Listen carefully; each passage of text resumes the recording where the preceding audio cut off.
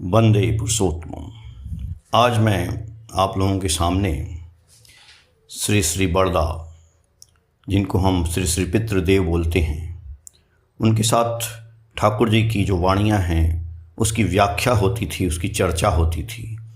आज उन्हीं वाणियों में से एक वाणी की जो चर्चा जैसे हुई है उसी को मैं आपके सामने प्रस्तुत करूँगा।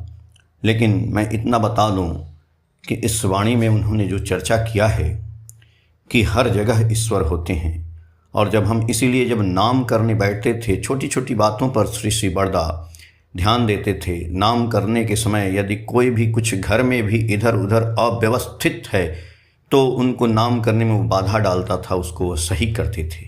तो वैसे ही कुछ बातें हैं जो आपके सामने मैं रख रहा हूँ, जो हम लोगों के लिए बहुत फ़ायदेमंद होंगी।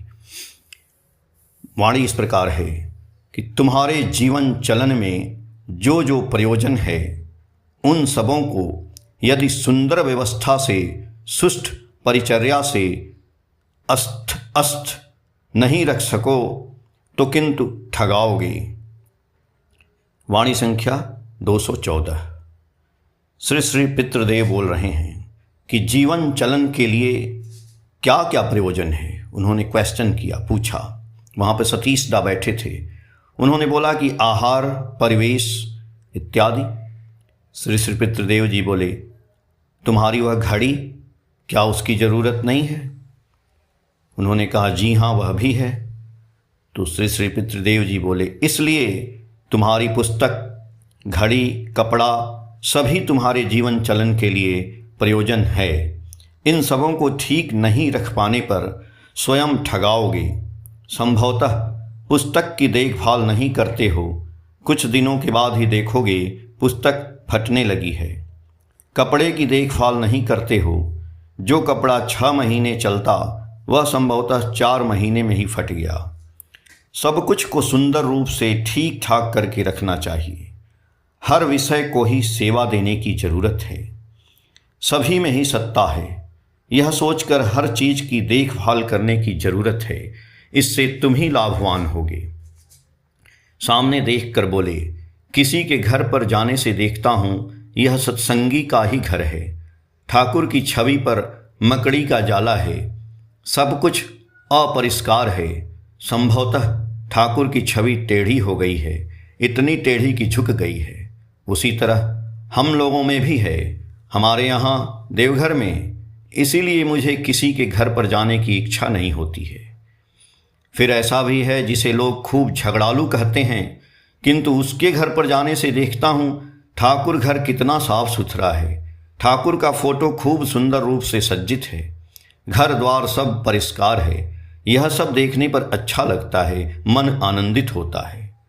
थोड़ा रुककर फिर बोले, मुझे फिर ऐसा होता है किसी काम में त्रुटि देखने पर मन में एक अस्वस्थी का भाव लगा रहता है। किसी तरह वह अस्वस्थी जाती नहीं है जब तक न वह त्रुटि रहित होता है। एक बार सोकर उठने के बाद नाम करने बैठा, किंतु किसी भी तरह मन एकाग्र नहीं हो रहा था। क्या बात है, नाम क्यों नहीं होता है? बाद में याद पड़ी, घर के बरामदे पर एक चेयर टेढ़ी होकर है। मैं तत्क्षण उसे ठीक रखकर नाम करने बैठा, फिर सब ठीक रूप से चलने लगा। दरअसल हम लोग में जो सब कुछ लेकर है, सब कुछ में ही सत्ता है। कोई चीज़ सत्ता विहीन नहीं है। सब कुछ में ही वे हैं, भगवान हैं, ठाकुर हैं। इसीलिए सब कुछ में उसकी तरह सत्ता रहती है। आसक्ति के लिए करना और एक तरह करना, और सभी उनके हैं। इसलिए हर चीज़ का यथायथ व्यवहार करना वह दूसरी तरह की है।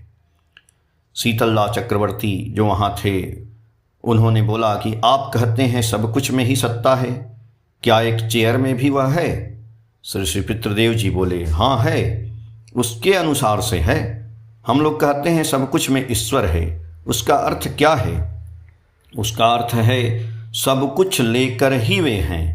जिस समय ऐसा बोध परिष्कार होता है, उस समय जहाँ जहाँ नेत्र पड़े तहाँ तहाँ कृष्ण स्फुरे, ऐसा होता है।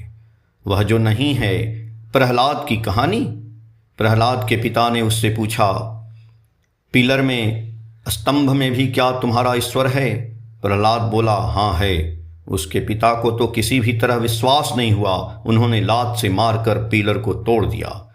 उसके बाद जो हुआ, नृसिंह अवतार।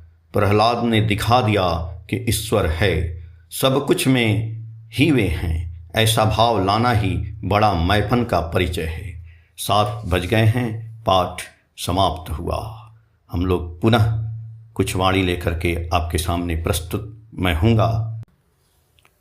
सातवती, अप्रैल 2011, पेज संख्या 18 और 19 से। जय गुरु।